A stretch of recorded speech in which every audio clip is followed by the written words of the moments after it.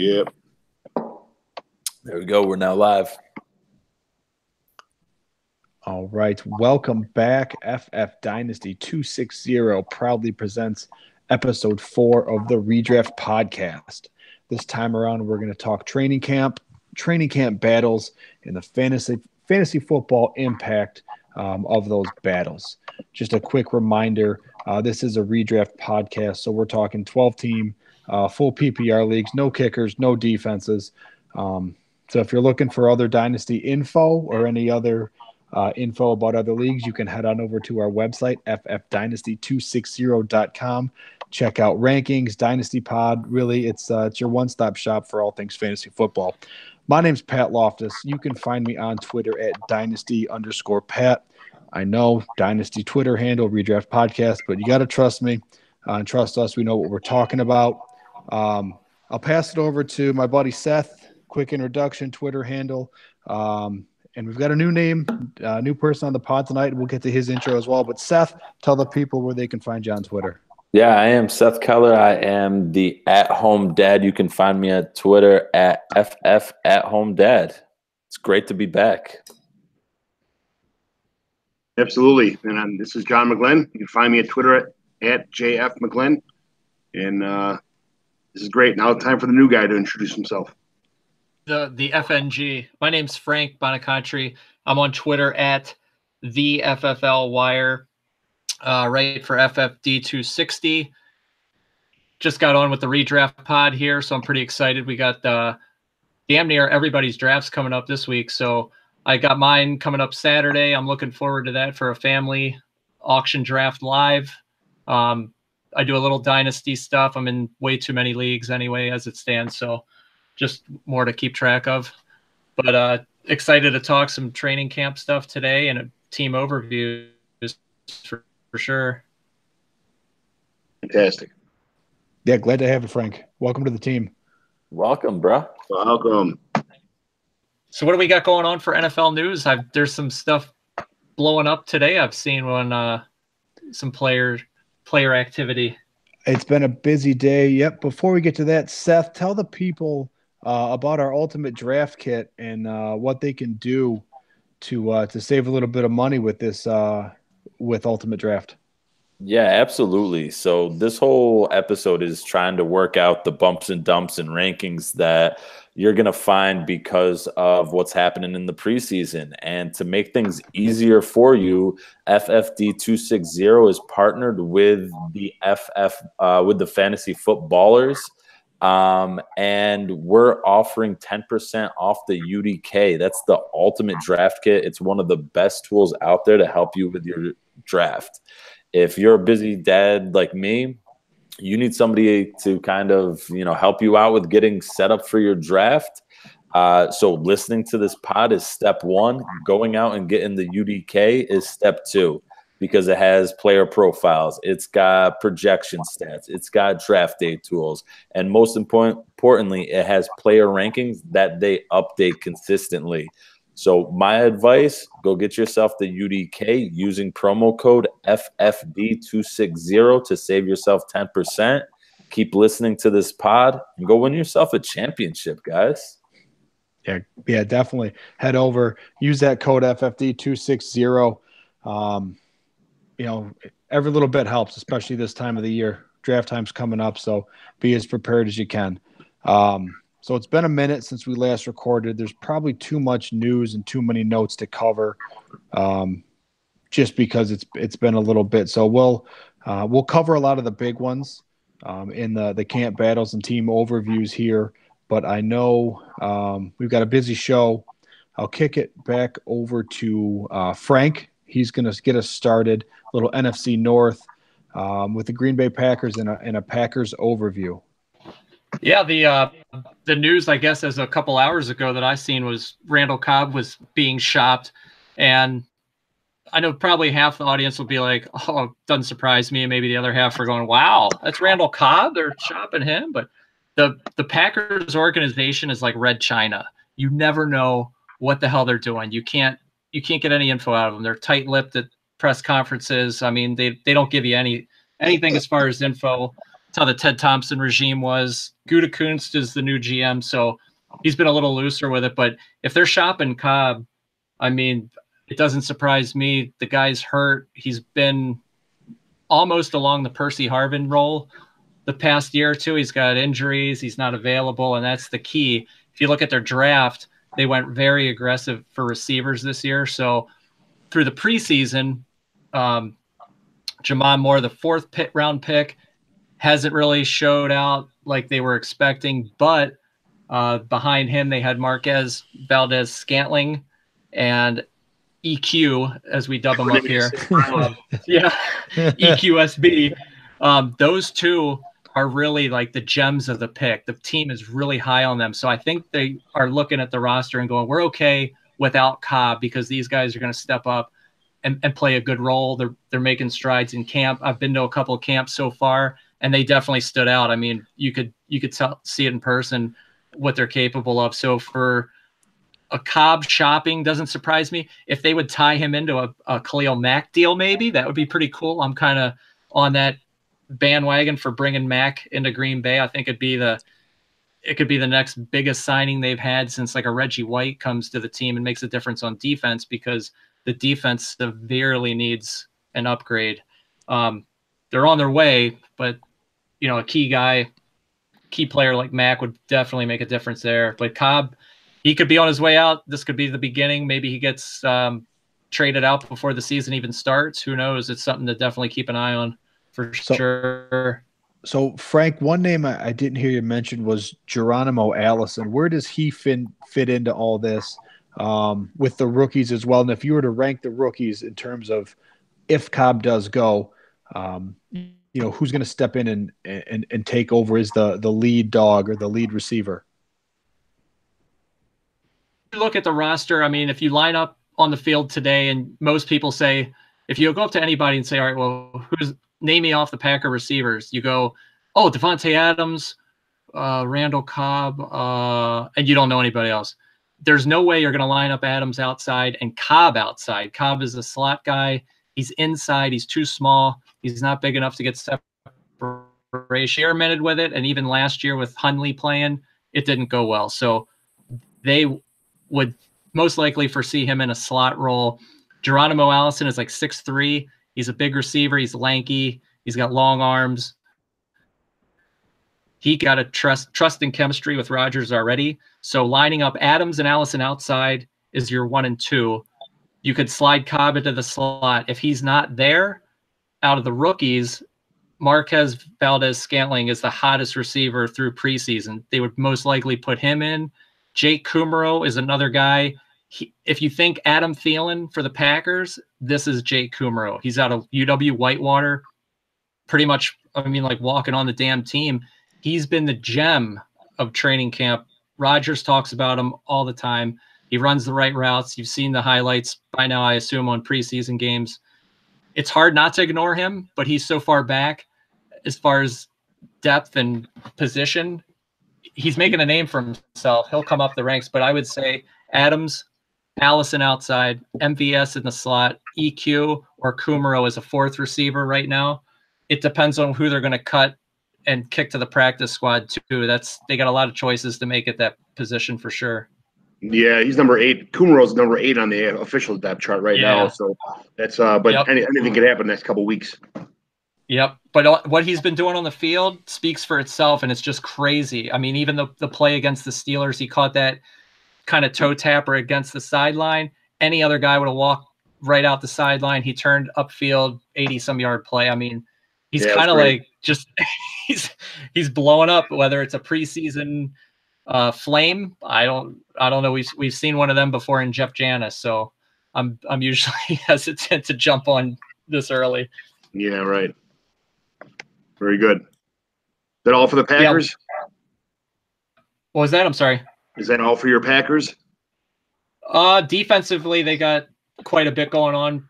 It's going to be a new look defense with Mike Pettin, so that's going to be very interesting to see how this changes over from Adam Capers. Everybody is pretty much done with him, and the players have been very vocal in expressing the change and the needed change and how nice it is at practice with these different things they're doing. So it's going to be a little different. The NFC North is a very good division this year. I think it's going to go back to the black and blue status of old. Yes. Well, speaking of black and blue, we're walking right into the Bears, and since we're talking defense, so I'll just say Roquan Smith reported to camp.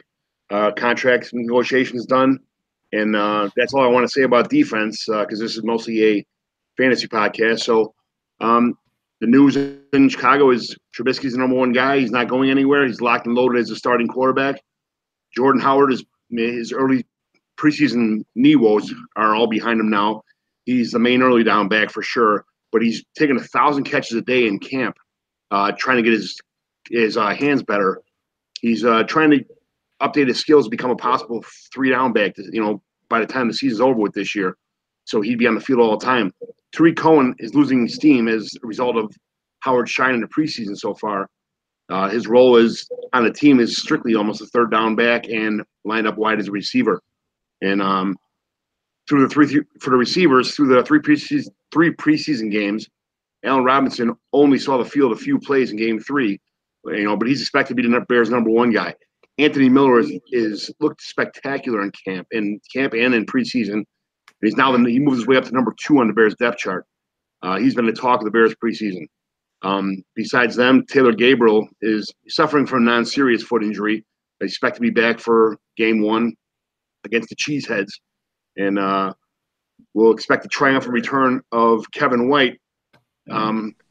It's not really going so well. He's not doing very well. He's pretty deep on the depth. He's number 4 on the depth chart right now. But Javon Wims, Tanner Gentry, Benny Fowler,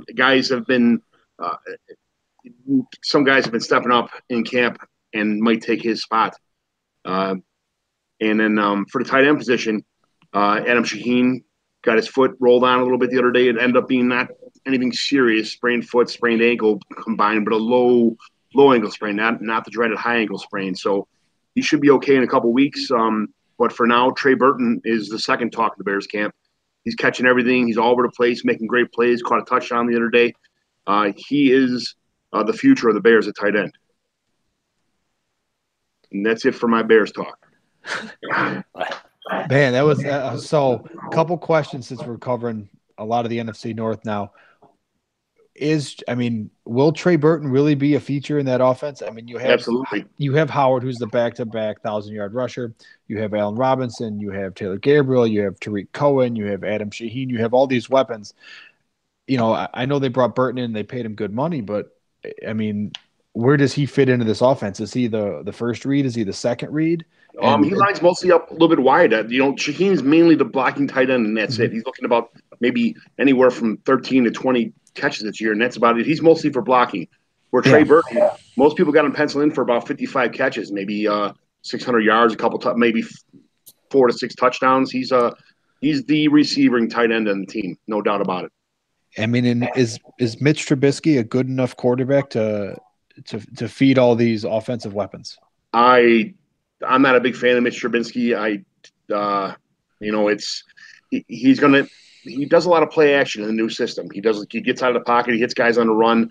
I don't like that type of quarterback. I'm more of a pocket guy. Grew up watching Dan Marino, the best quarterback of all time, and he's not Dan Marino. So, he's right now he's somewhere in the depending where you're drafting at the 18 to 24 mark for quarterbacks, which is that's not very well. It's not very good. He's got a lot of good targets, but what he does with them, that's another thing. I'm not sold on Mitch Trubisky, but only time will tell. Quick question for you. Do you think Trubisky is better than Alex Smith? No. No? You don't think he'll be better than Alex Smith maybe in a year or two or anything like that? I don't. See, the thing with Alex Smith is his whole career he was always, he'd always throw 250 yards and 2 to 3 touchdowns every game with no interceptions and just drive down the field, game manager to a T. And that was Trubisky. He wants to run too much. He gets happy feet too much. He tries to make too much happen. Hopefully, as he gets older, it'll calm down a little bit. But Alex Smith is a dinker and dunker and a dinker and a dunker, and that's what he's been known for. Last year, he got lucky hitting Tyreek Hill on 6 or 7 long passes.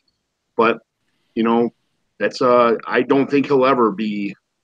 I don't think it'll ever be anywhere than like mid range 12 to 15 area. That's kind of my ceiling for him. Yeah, I'm just asking because the comps between Shaheen and Kelsey in their size, body type, 40 times. I'm not saying I'm not going to put Seth, you're talking sorry. Burton. Yeah, Burton, not Shaheen. Burton and Kelsey are the same height, weight, body type, 40 times.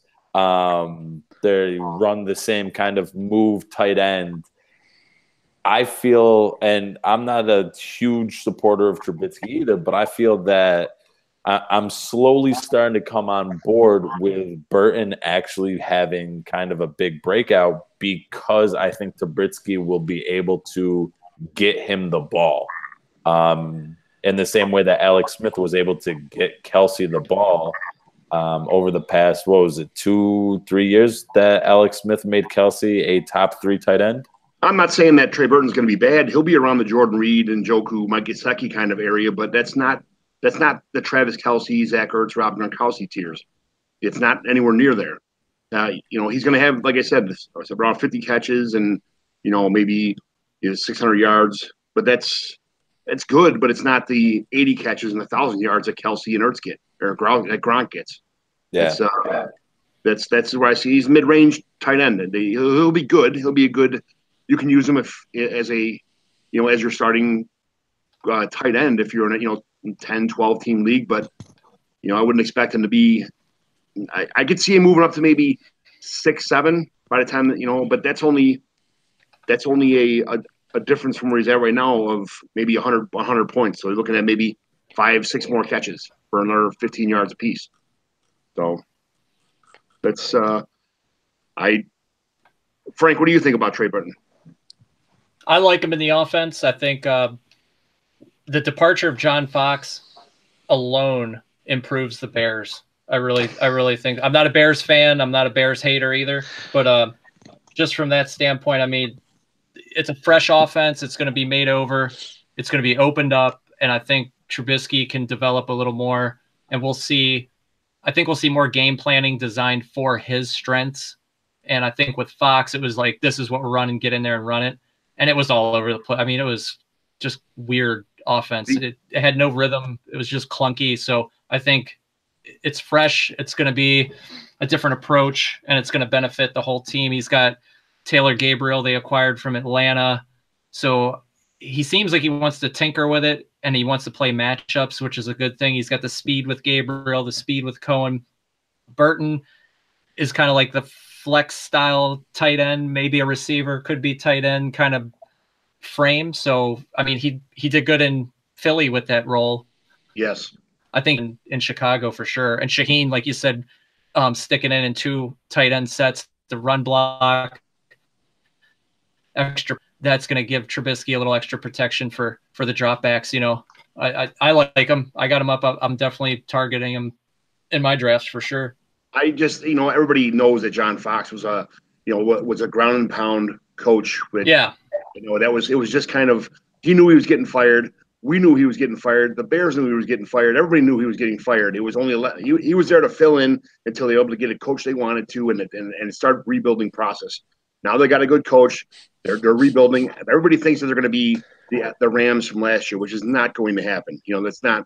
The Rams had an unbelievable season. And all these comparisons that just because the Bears have a new coach and a new quarterback and some new players and new tools, it doesn't just happen because you make it, because it fills the same role as somebody had last year. I don't see it. I don't think they're going to have the number 1 pick in the draft last year, but they're not going to come close to winning this division. It's a tough division to begin with. They're going to get beat up by Minnesota, Green Bay, and Detroit, I think, this year. That's so right. It's my Lions. My Lions. Yeah, it kind of hurt to say that, but I had to say it. So no, that's a perfect segue because they're the team that if you've listened to me on any of the podcasts before, I'm probably too much of a Lions slappy, but I will I wear that as a badge of honor. So the Lions this year, there's a lot going on. They brought in LeGarrette Blount. They drafted Kerryon Johnson. They traded up for Kerryon Johnson. They're trying their hardest to fix that that's what's been a broken run game for the last, let's see, when did Barry Sanders retire? 18 years ago, something like that. Oh, yeah. It's been a struggle as a Lions fan, but they're moving in the right direction. They have guys like Theo Riddick, who is a pretty well established third down back. They have Amir Abdullah, who is in the last year of his rookie contract. So you have really three capable running backs. I don't really count Amir Abdullah, and personally, I think he is just putting his best showing out there as an audition to try to get traded. I think his value will be on another team in 2019. So if you're looking at the running backs, right now, it's probably LeGarrette Blount's show to start. And once or when he falters, it shouldn't be any issue giving it to Kerryon Johnson. He's looked great in the preseason. He's caught a couple passes, a couple good runs, had a real nice run against Oakland. So he is, I think he's everything the Lions want him to be and more. And I'm not going to say he is going to be the next 1,000-yard running back for the Lions, but he has the best chance to do it by far. Moving to wide receiver, their Lions are solid. We're looking at, Golden Tate, who is a PPR machine. Marvin Jones, who was a touchdown machine last year, developing a great rapport with Matt Stafford. And I think the sexy breakout pick for the Lions, or even for wide receivers this year, you're looking at Kenny Golladay, who could be, people call him Babytron. He looked great when he played last year. I think him staying healthy for a full season will be a huge indicator on where he finishes, because a healthy Kenny Golladay in this offense, you're looking at a top 24 wide receiver. I mean, I think you could potentially see 3 Lions receivers in the top 24.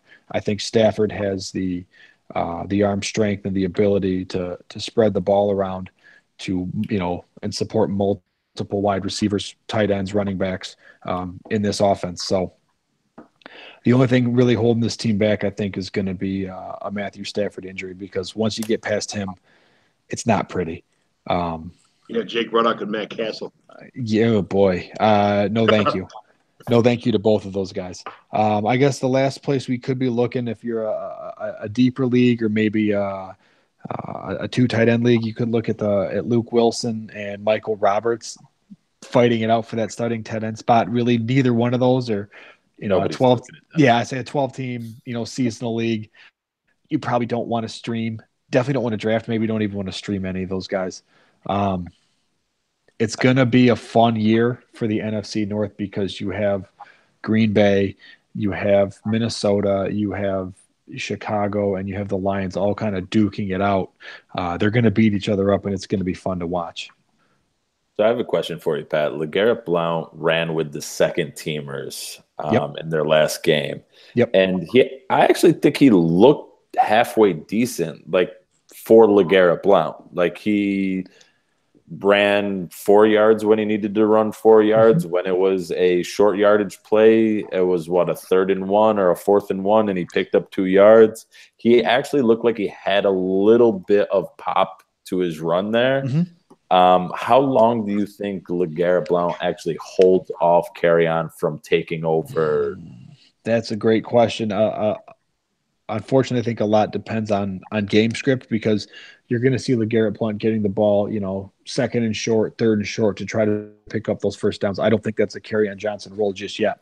And if Blount goes out and falters early, I could see them trying and giving Kerryon Johnson that role. I don't want to say it's 4 games and then it's the Kerryon Johnson show. They brought him in for a reason. Goal line, short yardage, things like that. And until he fails to do his job in those scenarios, we probably won't see much of Kerryon Johnson. Now, longer term, we're talking week 8, 9, 10 and beyond. I think you'll see a greater split between the two in those situations. But I think starting the season, LeGarrette Blount is the starting running back, and Kerryon Johnson is like a 1B. He's a close second, followed by Theo Riddick and then Amir Abdullah, if he's still even on the team. Or Amir Abdullah. What could have been. Yeah. So hopefully he ends up somewhere in a good spot for 2019, and he can turn his career around, because this is me speaking as a Lions fan. He's been a disappointment in Detroit. Absolutely. So, all right. We're not going to cover Minnesota, not this time. So we're done with the NFC North. We're going to kick it over to Seth, and he can talk about his Dallas Cowboys. Oh, love me some Cowboys. So the latest news coming out is that their center, their all-pro center, is going to be missing some time. The hopeful report is that he's only going to miss maybe 2 weeks, but he has something that could really be a full span, because it ranges from mild to severe.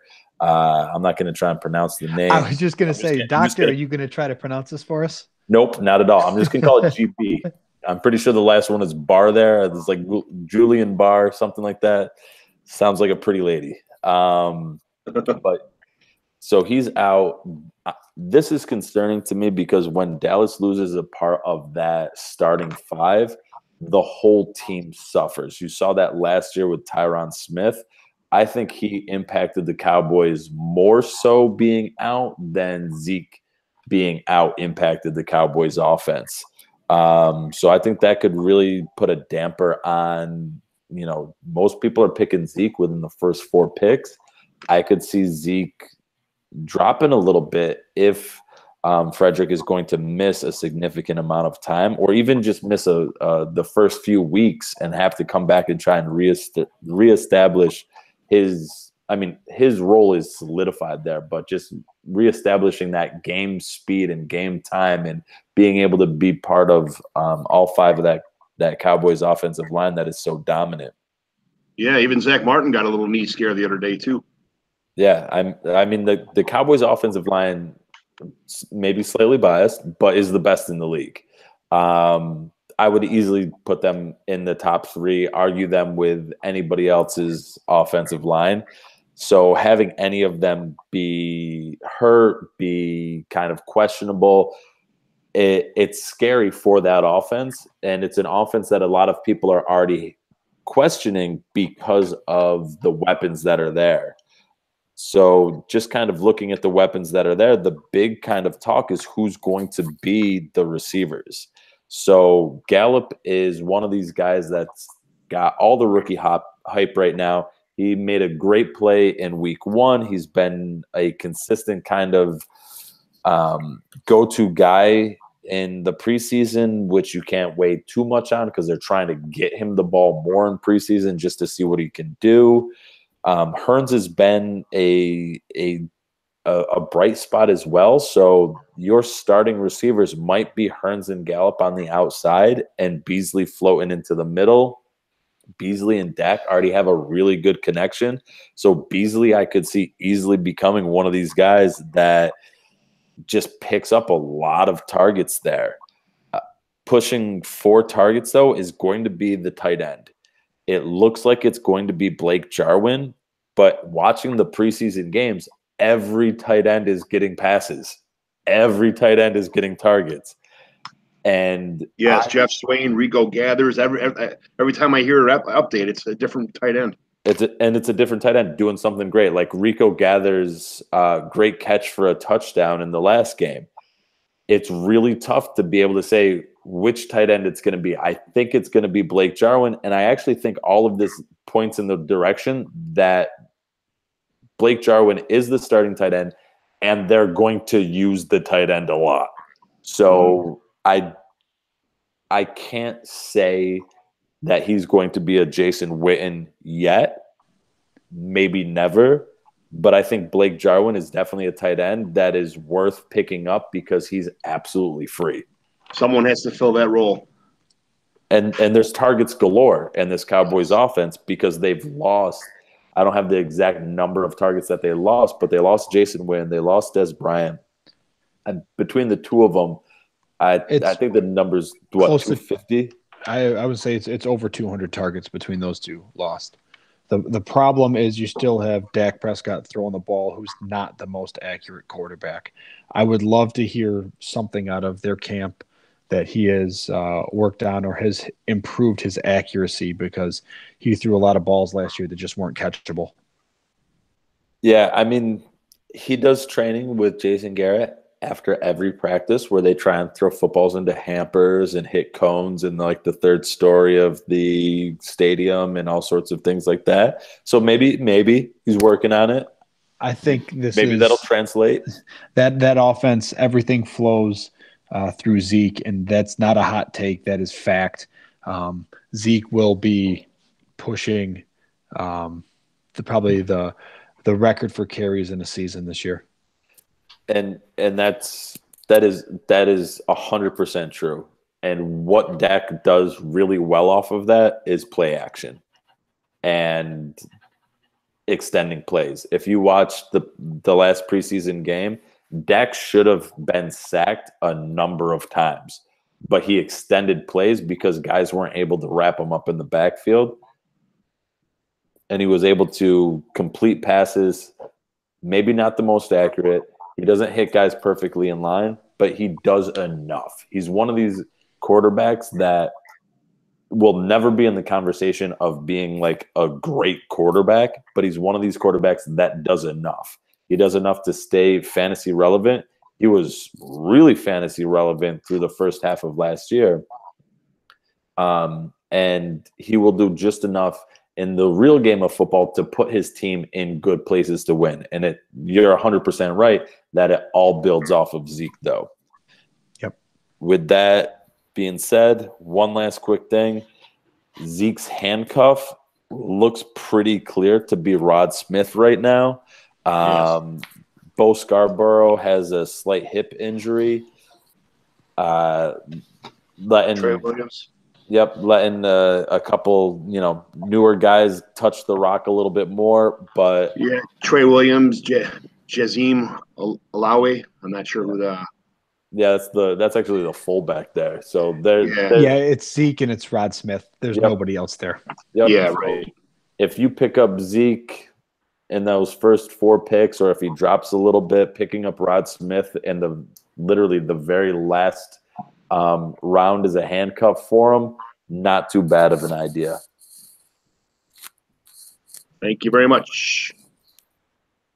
And now to one of our arch rivals, the Redskins. I've always been a Redskins lover. I mean, and Alex Smith, new to the team. He's a starter, no questions asked. He'll be there. He's a starter. But the running back situation, it's ugly there. After the Darius Geis torn ACL, the backfield just got weird. Chris Thompson is pretty small, but he was actually taking early down snaps in front of the inefficient Fat Rob Kelly. So they just signed Adrian Peterson to possibly be the early down back, but he's got to beat out Rob Kelly and Samaje Perine for early work. So there's a lot of different angles that could go. It's a little early to tell right now. And the receiving game is just as murky as the running game in Washington, with Jameson Crowder is probably the only for sure guy in the slot. He'll mostly always be out there. 3 wide receiver sets for sure, but when they go to, him and Paul Richardson and Josh Doctson on the field, but they go to 2 tight end sets a lot with Jordan Reed and Vernon Davis. And when that happens, who comes out? Will Crowder come out? Will Richardson come out trying to stretch a field or trying to keep short yardage, keep Josh Doctson in there? It's a nightmare for fantasy and this whole team. What do you guys think? I think losing Geis was a huge blow for Washington, because he would have been even as a rookie, a stabilizing factor, someone you could probably turn and hand the ball off to 15, 20 times a game as a rookie, and trust that he's going to pick up the tough yards and trust that he's going to make plays outside of losing him. Like you said, it's a question mark. And if you're asking me to pick one running back, I'm probably picking Chris Thompson. He brings in the receiving value, the PPR value. I think he right now would be the back to own out of the Redskins. Do you think Peterson's going to step up and take all the early down carries away, and just make Chris Thompson a strictly third down back? I think Adrian Peterson will be worse this year in Washington than he was last year in Arizona. I think his career is over at this point. He's 33, and yes, he's in great shape. But the NFL, it's a what have you done for me lately? And for him, it's not much. Yeah, he's trying to catch lightning in a bottle, just trying to come back and make a name for himself or continue his legacy. But I think it's too late. 100% agree. So as far as that goes, that's about all I had to say for Washington. They're it's a murky situation. Difficult to predict, and hope if you do end up drafting somebody there, hope you get lucky and you guess right. And then going down south a little bit, how will Cam Newton fare with the new look wide receiver core in Carolina? Oh boy, Cam Newton has been the subject, and the Panthers offense has been the subject of many an argument amongst me and some of my friends. I like the Carolina offense this year, even with Kelvin Benjamin coming out and talking all that smack about Cam Newton and being inaccurate. They've just done, a good job of bringing in pieces like CJ Anderson to replace Jonathan Stewart last year. I think he's a younger, better, more athletic version. You draft arguably the best wide receiver in the draft, DJ Moore. You get a perennial top 5 tight end back this year in Greg Olsen. You draft a young tight end in Ian Thomas as Greg Olsen's replacement. You've got a Curtis Samuel. You still have Devin Funchess there. You have some guys there that can really produce and have produced in the past. And that's not even talking about Christian McCaffrey. So I think Carolina is prime for an offensive breakout this year, and it wouldn't surprise me to see Cam as a top 5 quarterback. It wouldn't surprise me to see McCaffrey replicate what he did last year. Wouldn't surprise me to see CJ Anderson score 6-7 touchdowns. I'm expecting big things out of Carolina. I think they've got all the pieces in place to have a very good season. I couldn't agree with you any more than that. It's DJ Moore is by far, like you said, best receiver in the draft. I think CJ Anderson is going to do much better than what everybody else is. I think he's going to get a little bit more than 200 carries this year. He's my guy. I love CJ Anderson. I know everybody wants to dog him all the time, but I think he's a major improvement for the early down game in Carolina. He is, and I think CMC is, they've come out and said he's going to get the ball, and he is there. He is the starting running back there. I feel like he is not built for a 15 to 20, maybe even 20 plus, rushes a game. He's going to be involved in the passing game, but they still need somebody to run in between the tackles, and that's where CJ Anderson fits in. Yes. See, my big concern with Carolina, though, is their offensive line is all in the hospital. Yes. Like that makes me so nervous. I was so excited in the beginning of the preseason when it's like, oh, they actually handed the ball to CMC within the 5-yard line, and he scored a touchdown. Go figure. He's converted as a starting running back. He's converted both his short and goal situations in preseason this year. Yeah, but the problem is they're starting right tackle down with an MCL. Their starting left tackle, Matt Khalil, undergoing orthoscopic surgery as well. Like, they've lost the bookends of their offensive line. They've lost who else was it? There was somebody else in there that went down as well. Out of their starting 5 linemen, they're down to only like 2 now. So they're going to be running with backups, with free agents that they picked up. It makes me real nervous. And I mean, if any quarterback can deal with a bad offensive line, it's Russell Wilson and Cam Newton. Those 2 guys can do it. Mm-hmm. But it makes me real concerned for CMC. It makes me real concerned for the wide receivers as well, because I think when Cam is going to be in trouble behind the line, I think he's going to tuck and run more than he tucks, escapes, and hits somebody wide open on a broken play. So that makes me real nervous about Carolina. They have, they're all great points, Seth. Cam Newton's been in this league long enough. I think he can handle an offensive line that maybe isn't full strength. I think he's got enough offensive weapons and enough short yardage. The average depth of target. That's one stat I've really gotten into. And looking at guys like a McCaffrey, a DJ Moore, a Greg Olsen, these guys that catch a lot of balls close to the line of scrimmage, quick, easy, hot reads for Cam Newton. Let's say if the offensive line gets blown up, look for those guys to have a big impact there.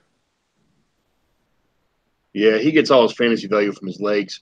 I'm not a big Cam Newton. I know he's going to be in the top 5 for quarterbacks like he usually is, just because he runs so much. But he attempts so many passes. He's so far off on his throws. He's only going to be probably less than 300 completions this year. He runs around in circles, and I'm not a big Cam Newton fan, and with losing 3 parts of his offensive line for God only knows how long, with him with concussion issues in the past, hopefully he can put everything together. But I don't see him surviving too long with a really bad offensive line when everybody can blitz him all day long, and when they negate the run game.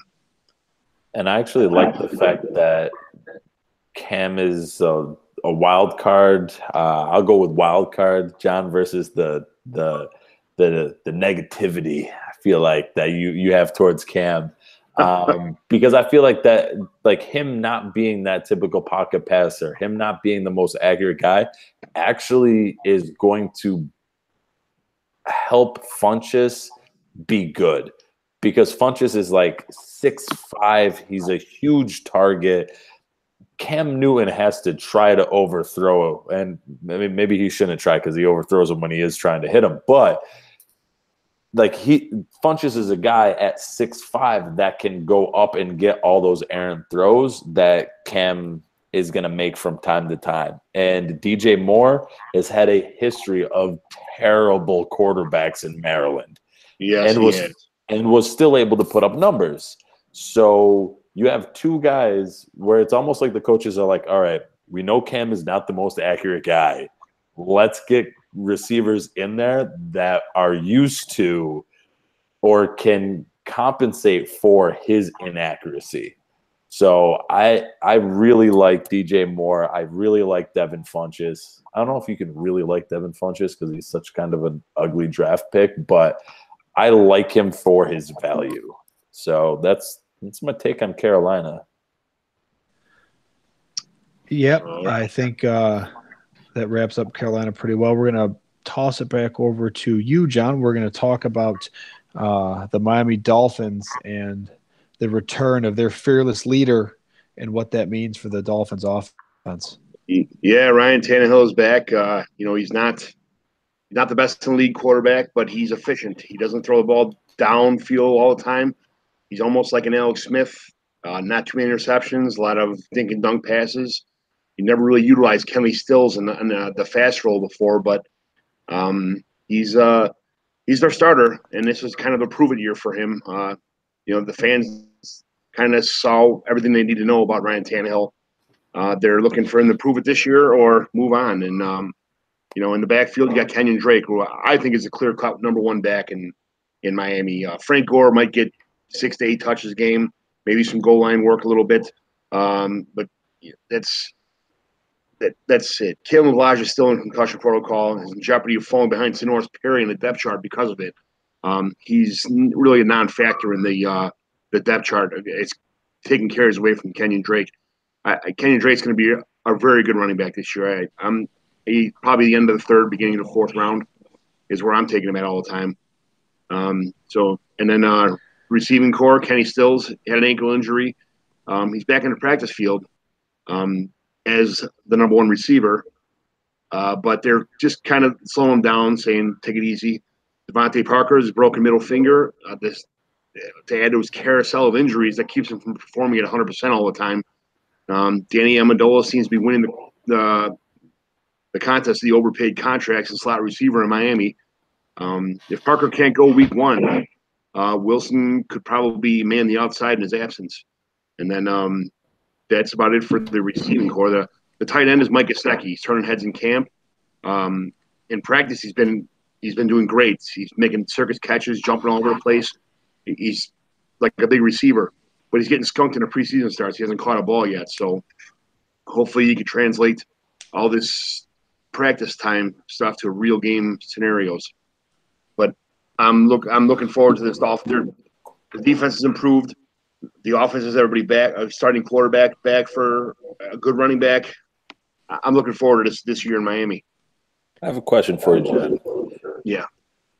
I want every reason to like Devontae Parker this year.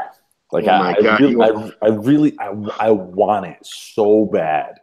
But it's like he constantly keeps like, oh, you want this to happen? Boom. No soup for you. Yeah, we're in a one of my neighborhood leagues is I draft with Mike Tagliere from Fantasy Pros, and last year I was sitting in the garage, my neighbor's house across the street, and he says I picked Devontae Parker, and he's like, "Damn, I wanted him." Everybody wants Devontae Parker. He's got so much potential. He's last couple of years. That's all I wanted was Devontae Parker to reach his potential, but his nagging injuries, his every little thing slows him down. It's like he plays at 65 to 75% every game because he can't put 2 and 2 together to get his body right.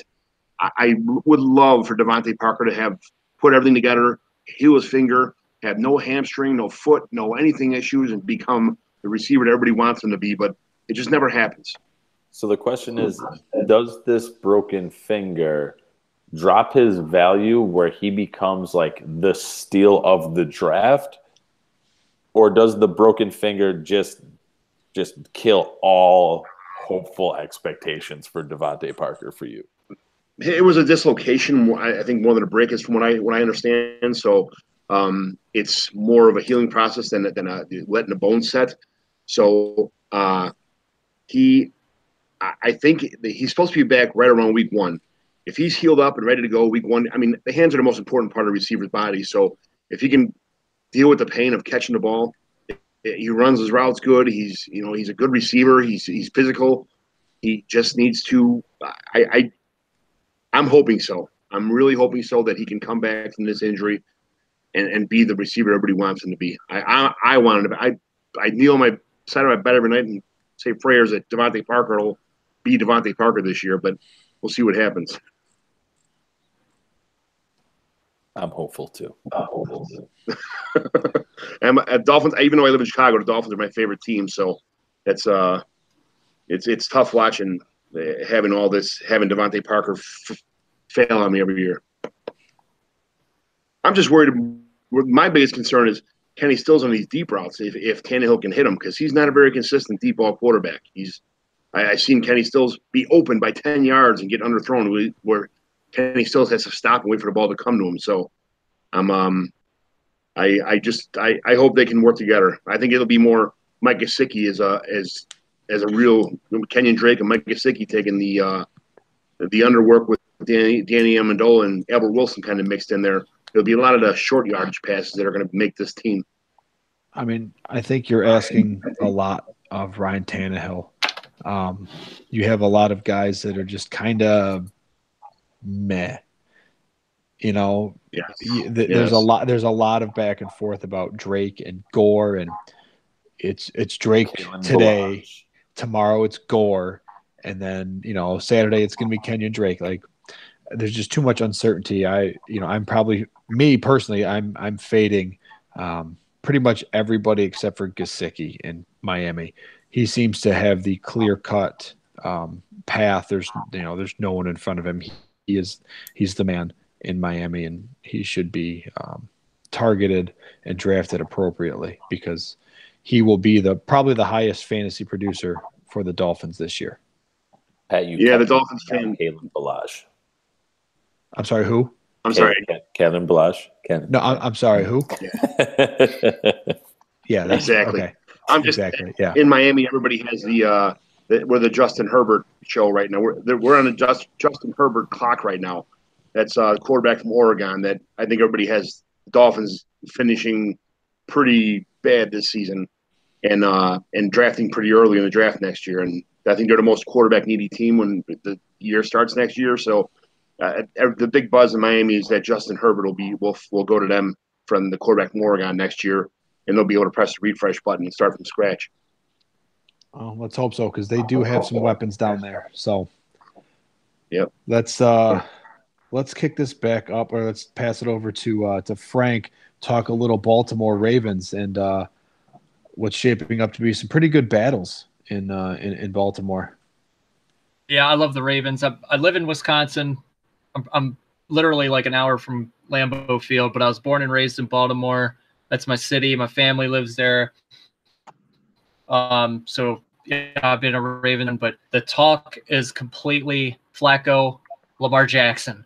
And we all know about Flacco. I mean, this is the $92 million man who's steadily declined since that Super Bowl MVP. And I mean, we're so far out from that Super Bowl now. I can't even fathom thinking of him as a Super Bowl MVP. It's just, it still blows my mind. In the moment, it was kind of like, well, let's ride it. You know, we'll hop on this train, but geez, have them off with this guy. I mean, they threw up that stat Monday night with 5.7 yard average, and it's like, you got to be kidding me. I mean, I don't know how Bisciotti doesn't come out of the office and just lay waste to that offensive staff, because that's just unacceptable. There's just no way. But obviously, Ozzie Newsome's last stand is round with the bang. He grabs Lamar Jackson back into the first round with the last pick.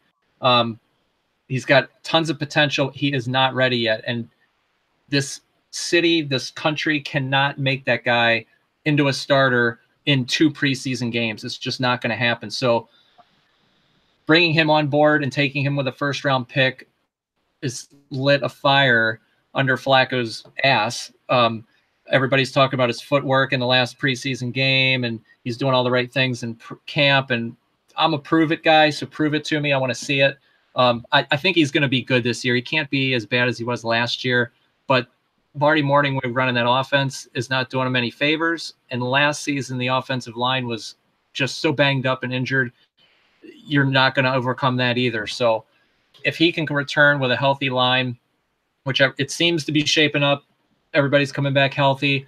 The biggest concerns on the offensive line are Ronnie Stanley getting a little dinged up, and Orlando Brown, rookie, on the right side of the line. If they can stay healthy, you've got Yanda, some good depth at guard. They're not going to move too many people around, I guess, on the offensive line. They're going to try to keep as many people as they can, because if a few key guys go down, it turns into a nightmare at tackle. So they've got now to stay in and kind of block if they want to run 2 tight end sets with Hayden Hurst, Nick Boyle, and Mark Andrews, who was at Oklahoma. Baker. They like both of those rookies. They're not going to go anywhere. They both got opportunity to start. So as a rookie, you've got Ben Watson, who just vacated. I think he had like 65 targets or receptions last year. A lot of that tight end game is going to go to Hurst. He's had hands since camp. He's been making all the plays. He's solid. He's dependable. The team likes him. Max Williams was a pick years back, never developed, and I don't understand why. I watched him in the Big Ten, and I thought he was going to be a stud, but he has, I don't know if it's a mental block. He can't get in. He may be the one on the outs, so that the starters may go Hurst, Boyle, Andrews is my guess. From there, running backs, Alex Collins was, if you look back at last year and what he did behind that line and how poor it was, and when you lined up against other teams and their defenses know Flacco is not going to beat us, we're going to shut you down in the run game and stack the box, he still almost cracked 1,000 yards in the short term. So he's solidified himself as the starter. Buck Allen is a favorite of the team. He's your third down back. He's your PPR back. He's going to be there. The only threat to him now is Ken Dixon. He was a rookie a few years back out of Louisiana Tech. He was kind of a combination of steamroller and pass catcher. He was pretty well rounded. He's finally healthy this year. He's looking good. So the team's expecting some big stuff out of him. Allen, I think if you're down late in your draft, committee. Collins could get hurt. There's so many different things in play, but it's Collins, Allen, Dixon. They've got a few other guys that are probably going to stay around on the practice squad. Past that, the receivers, we've all seen this offseason. It's a complete overhaul. Steve Smith's gone. The Jeremy Maclin experiment failed. I mean, just top to bottom, that was a mess. So you've replaced it with vets, but you've got Crabtree, who he was catching touchdowns in Oakland. No reason to think he's not going to be the red zone guy here. John Brown flamed out in Arizona. He got in the doghouse out there. He's got a chance to prove himself in Baltimore. He looks totally healthy. He made a hell of a play Monday night. I was completely wowed by it. If he can keep doing that consistently, I mean, he's got some kind of a fast, speedy, deep threat for some play action. So if you've got a strong run game, if you've got a speed guy on the outside, there's some possibility there. I like that. Willie Snead, is your third, fourth. Not much to like. I mean, for me, out of him, I think he peaked in New Orleans. Chris Moore behind him out of Cincinnati was an older pick. He's been on the team a few years. He's coming around. He's looking good. They've got a couple other rookies, Jordan Lastly, Jaleel Scott. I think those guys are going to stick into the practice squad as well. Brashad Perriman is a guy that is constantly booed at practices and camp. That guy, I think he's the one that's going to be on the outs. He's likely to get cut. I would see the team cutting him. Past that, like I said earlier, the Flacco and Lamar, it's the Joe Flacco show this year for sure, unless something happens. I think they're going to use Lamar Jackson in some packages. So as far as a fantasy draft, I don't think he's really worth playing. I think it's a guy that you keep an eye on the waiver wire because, like I said, if Flacco goes down with an injury, it's more than likely the Robert Griffin or Lamar Jackson show on the whoever's the hot hand is who they'll ride. But I do like Jackson. I think he's good. He's going to get better. I would like it better if it really wasn't Marty Morningwig and that offense developing him, but I don't know. You could say the same. I mean, Morningwig worked with Michael Vick, Brett Favre, Donovan McNabb. So I noticed, Frank, you left a little bit of Marty Morningwig's tenure out of there. You left that little stint he had with the Lions. You're not going to talk about that and the great things he did for my Lions.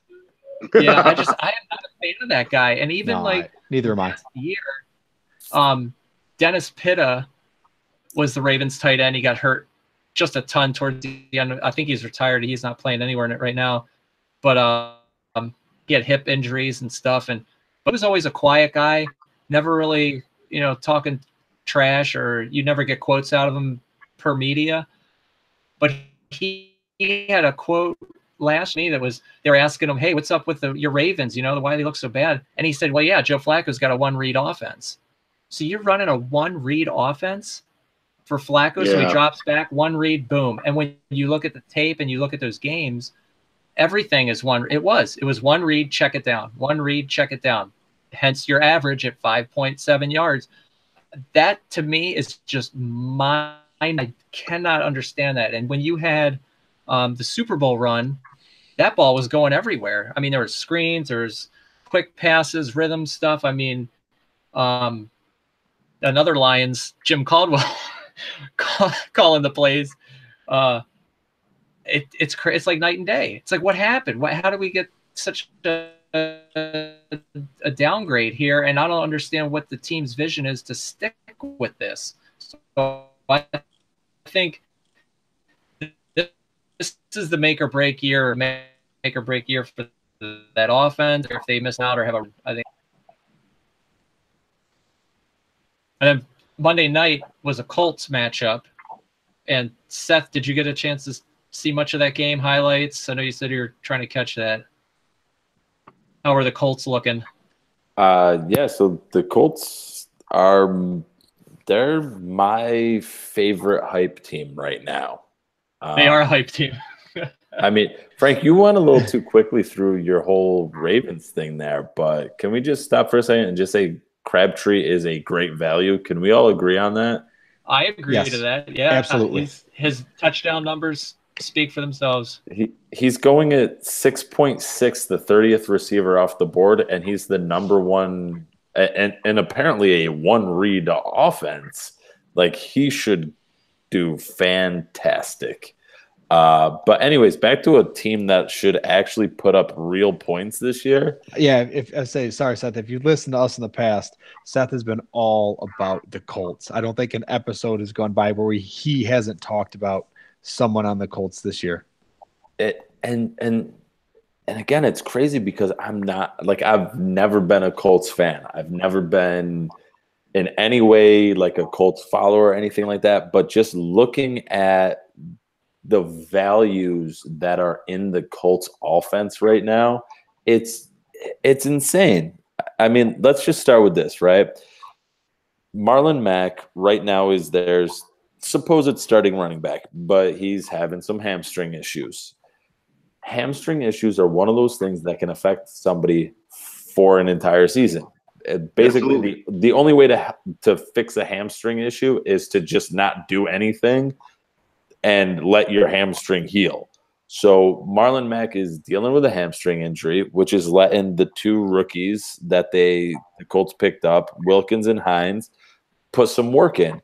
And one of them is shining. One of them is looking real lackluster right now. And it's Jordan Wilkins who's shining right now. He actually looks like he could be a really proficient early down work kind of running back. He actually has been more effective with his receptions than Nyheim Hines has been.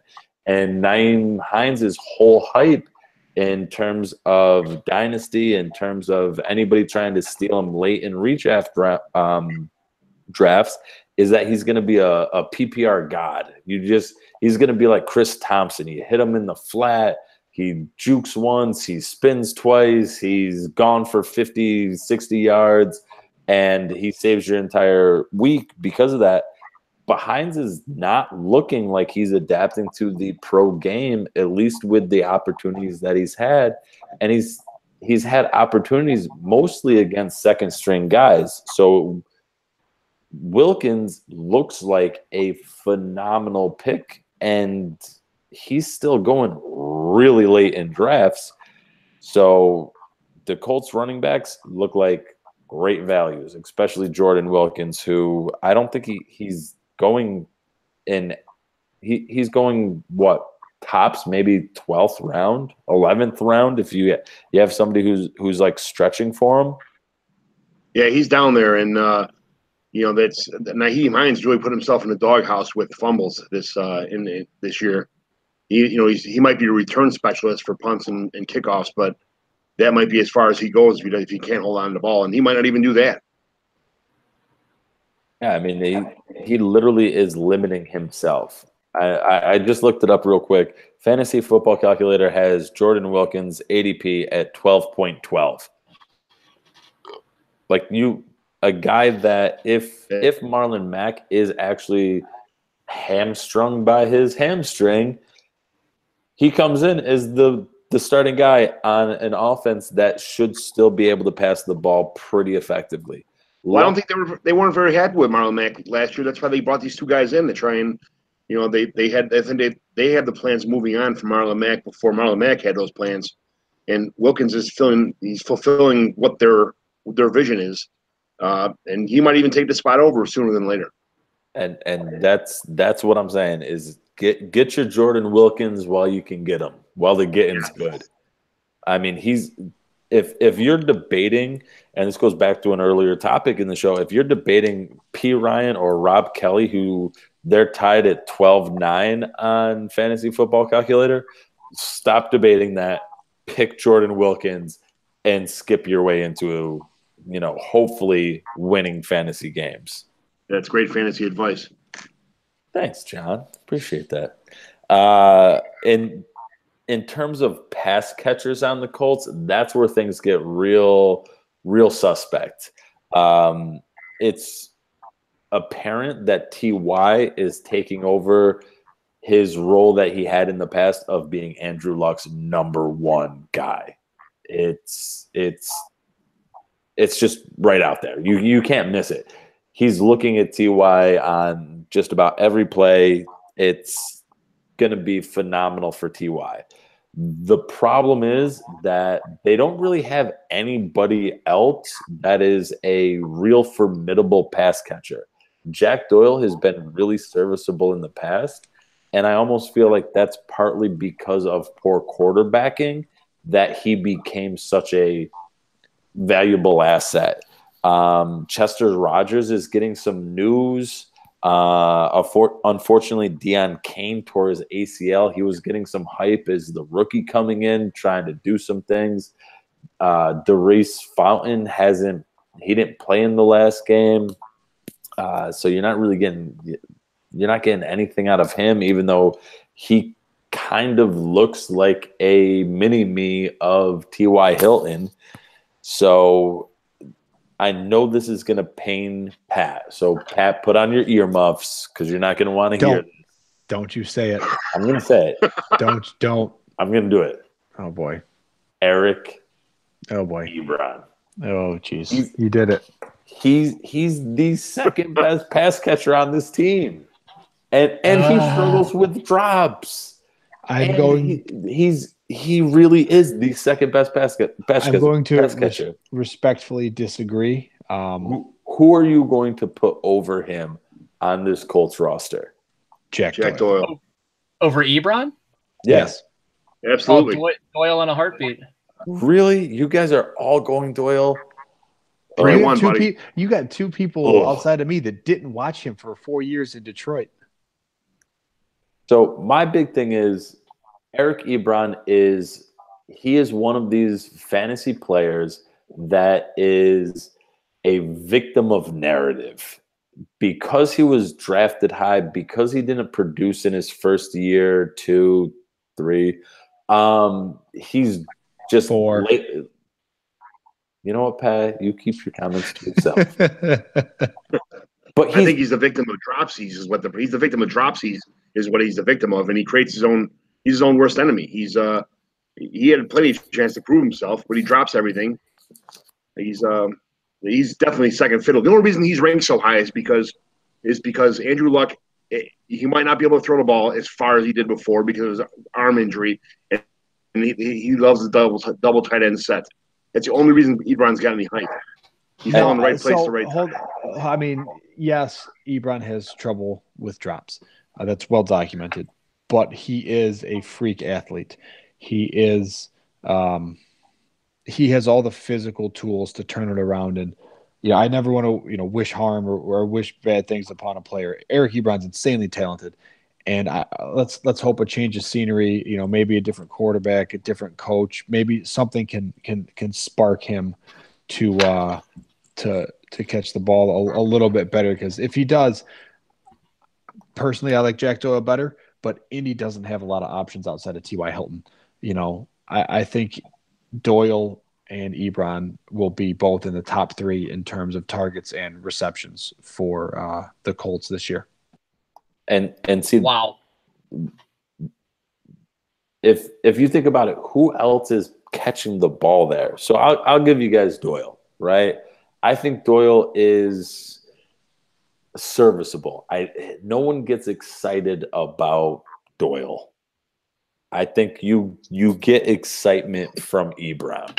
So if I'm punting tight end and I had to choose a tight end, I would want a guy tied to one of the best quarterbacks in the league when healthy over just about anybody else. So Frank, I want to hear you chimed in there when I said Doyle and Ebron would be 2 and 3 in no particular order for the Colts. What do you think? What are you thinking for the Colts this year? Well, you had said you'd seen Ebron in Detroit for so long. So have I. But Ebron is a get off the bus guy as far as what you were saying before. With he's got the build and this and that, Mm-hmm. but he doesn't put it together. He had Matt Stafford with Golden Tate, Marvin Jones. I mean, they had enough threat outside that should have opened up a ton of looks for him in the Lions offense, and he could not put it together. I think he was brought out to Indy as a sole pass blocker to keep the pass rush off of Andrew Luck. He's coming back from not playing in forever. He's going to be rusty to start this year. So the name of the game is going to be protection to start. And Frank Reich's offense is tight end heavy. And we just saw that in Philly. The main recipient is Jack Doyle. I mean, Hilton, yeah, definitely number one. That's his number one look. Doyle's going to be his second or third look every game. If they can get some kind of running game going, it's going to open it up. But I can't see Ebron getting barely any targets in that offense. He is going to be, we're putting you here at the end of the line, block your man, and keep Andrew Luck healthy. That's like numero uno goal there. Yes, agreed. That's what I'm looking for this season. That's what I'm thinking is how it plays out. If something were to happen to Doyle, boom, Ebron's up in his spot. Eric Swope is behind him. And then maybe he turns into something and he gets it going. But he's going to have to get – it's not like he has an upgrade in quarterback because Stafford was more than capable to get him involved in that offense in Detroit. Yeah. Oh, absolutely. Yeah. So, I mean, I'm gonna be paying attention to that one. Doyle's a target for me in fantasy draft, so if he's there, I'm gonna take him over Ebron for sure. But in that whole tight end group as a whole, it's such a drop off. That position just damn near tanked me last year in fantasy. Yeah, me too. I'm not suggesting to pick up Ebron over Jack Doyle right now. I think Jack Doyle is still your safe pick in drafts and whatnot. I'm just saying if you want a high upside type of guy, go Ebron. He turns 25 this year. He's super young at a tight end still, and tight ends take time to develop. Ebron, I would take over like an ASJ. Somebody else who's getting a lot of hype. What do you guys think about that? Yeah, they're both in the same tier. Both, they're anywhere from like the 16 to 22, like kind of tight ends. Safarian Jenkins and Ebron. I'm not saying Ebron's going to be terrible. He'll have his opportunities. I just don't see him being. He'll be a blocking tight end all the time, just like Frank said. Release every once in a while. So you're looking at maybe 20 catches for 200, 300 yards maybe. And that's it. Yeah, I think he'll be a chain mover on some drives. He'll pick up some key first downs, but I don't think he's going to be any kind of centerpiece or extension of that offense unless something channels or funnels plays to him. No. Who's Denver's tight ends, Frank? Who's our Denver man here? That's me. John. Yeah. It's Jake Butt, right out of Michigan. He's got to be the guy this year. That is one of the more intriguing battles down there in Denver. The way I see it, man, they're the only spot they're really set, and we'll just knock this out real quick because they're set at wide receiver. You've got Demaryius Thomas, you've got Emmanuel Sanders, and you've got Cortland Sutton. After that, you might see a little Deshaun Hamilton, and there's your four wide receivers out in Denver. But it's Thomas, Sanders, and Sutton. Those are the big three that you probably want to look at drafting, barring any injury. What seemed to be a pretty good lock for Denver was when they signed Case Keenum. I know preseason is the preseason. You can't put a whole lot of stock into it, but man, Case Keenum has not looked good. I don't want to say he's losing his job. He is still the starter, but there is a little bit of pressure on him now because Chad Kelly has looked pretty good. I think he's more than locked up the backup quarterback spot in Denver, and any slippage by Keenum, you'll probably see Chad Kelly sooner rather than later. And if you ask some Denver fans, they might want to see Chad Kelly now. But I still think it's Keenum's job to lose, and he hasn't done enough to lose it in the preseason. But a rocky start could make things interesting in Denver. Let's see. Oh boy! All right, do we want to get into running backs or tight ends because both of those situations are equally murky? because Denver, they lost C.J. Anderson, but they had D'Angelo Henderson and Devontae Booker coming back. They drafted Royce Freeman. By all accounts, all three running backs have looked pretty good. Royce Freeman does have the 2 rushing touchdowns in the preseason. I believe they're both goal line or short yardage situations, so he's been able to punch the ball in. But you're looking at a potential 3-headed monster there. I think longer term, Freeman might be the guy. He might be able to take that role, to really seize that starting running back spot. I know John Elway wants him, and John, I'm stealing this straight from your line here. John Elway wants Freeman to be the guy, and I think at the end of the day, Freeman is the running back and will be the starting running back in Denver.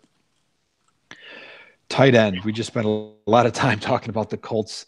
The Denver situation is equally as murky. They're just not as talented. You've got Jeff Heuerman, Austin Taylor, Jake Butt, and Troy Fumagalli. I think all 4 of these guys in a seasonal league are not draftable. I think you can do better probably streaming tight ends on a week-to-week basis. Jake Butt might be the guy to look at longer term. Very productive at Michigan. Nasty knee injury in the bowl game, but by all accounts, again, he's healthy, looking good. So maybe the name to watch there is someone who can separate himself from the rest of the list. But yeah, a lot of questions in Denver outside of really Demaryius Thomas and Emmanuel Sanders. So, it's not a fantasy wasteland, but there's not a whole lot of good options there. So this is our last team of our training camp battles for this episode. So what do you guys think about the Broncos? And we'll wrap this up. I'm excited for the Broncos. I want to see that running back. I want to see who emerges out of there. If it's going to be Freeman, if it's going to be Booker. And like you were saying with Elway, I mean, he wants a bell cow in Denver. The bell cow haven't been around in quite a long time, and I can see him wanting to get back to that in a big way. So I feel like they're really pushing to get somebody to emerge out of that group. Wes Booker, it's going to be one of them for sure. Yeah, Freeman, Freeman's got to pick up some blocks out of the backfield. I mean, I watched the game the other day where he just whiffed on some blocks. Yeah, it was bad. So when you're trying to protect your quarterback and the number one blocker on the whole field in the passing situations, picking up blitzes as your running back and he can't block, he's not going to find the field too often if that keeps up. Yeah. No, you're absolutely right. And I mean, you covered everything else. That was great. Yeah. Jeff Heuerman and Jake Butt. Jake Butt was the early favorite to, as soon as he got healthy to come back, but doesn't seem to be panning out. And neither of these tight ends are anywhere near the top 25, 30 in the rankings. So for fantasy value, exactly, stay away from them. This is a receiver. They're going to just throw the ball to receivers all the time. So we got one last little bit here. John, you had some rookie battles you wanted to run through real quick. We're going to talk a couple rookie quarterbacks and some rookie running backs that we didn't already hit on. So John, take it away, and then we'll wrap this up. Yeah, just Sam Darnold from the Jets.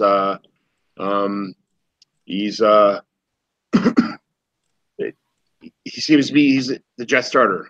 He worked his way up there. The owner's calling him unflappable. That's just a fancy word of saying that he stays calm under pressure. He's going to be the week 1 starter, it looks like. I think he's got that job wrapped up.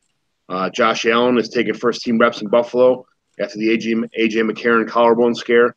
I think he would have won the job anyway. And then the second team is being run by Mr. 5-interception Nate Peterman. Josh Rosen in Arizona. Sam Bradford is still a starter in Arizona, even though Rosen is doing spot works with the first team. Baker Mayfield in Cleveland. Everyone's favorite coach, Hugh Jackson, continues to proclaim that Baker Mayfield will not get any first-team reps the entire preseason. He says that Tyrod Taylor needs every rep with the ones because of the new system. He says that Baker's doing an outstanding job with the number 2s. And then it's time for some running back talk. Saquon Barkley tweaked his hammy, but he's back in practice now. He should be fine. Don't expect him to see him the rest of the season, the rest of the preseason. Ronald Jones, Tampa Bay, for another pretty bad blocking. Peyton Barber is listed as a starter right now. Sony Michel in New England had a knee procedure. He's going to miss the entire preseason, probably into the regular season. He's fallen way down the depth chart. Even when back, he continues. If he continues to fumble, he might not ever see the field. We talked about Rashard Penny in Seattle. He had surgery to repair a fractured finger. Adam Schefter says that he will be back ready for week 1. Chris Carson is all healed up from his leg surgery, and he's ready to win his job back. So that might be a little bit of a camp battle right there. Maybe we'll talk about next week. And then definitely Nick Chubb is behind Carlos Hyde, but both those running backs are looking real good sharing the load. So that's the irrelevant quarterbacks and the relevant running backs so far this year. The rest of them are all well entrenched in backup roles. So that's it for rookie talk. All right. Thanks, John. Real quick, everybody, let's tell the people where they can find us on Twitter. Let us know what they think of the podcast and kind of our overviews here. So, John, where can the people find you on Twitter? They can find me at John McGlynn, at JF McGlynn.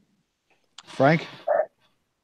I'm on Twitter at the FFL Wire. Seth? I am the At Home Dad on Twitter at FF at Home Dad. Come at me with your I will be there. Don't you worry. You can find me at Dynasty_Pat. And if you want to let us know how you feel or what you think, you can email us at 260redraftpodcast@gmail.com.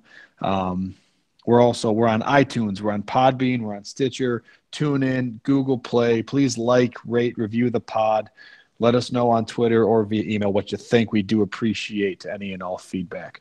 That's it for this week. Keep an ear out because we'll have another round of camp battles coming out here shortly.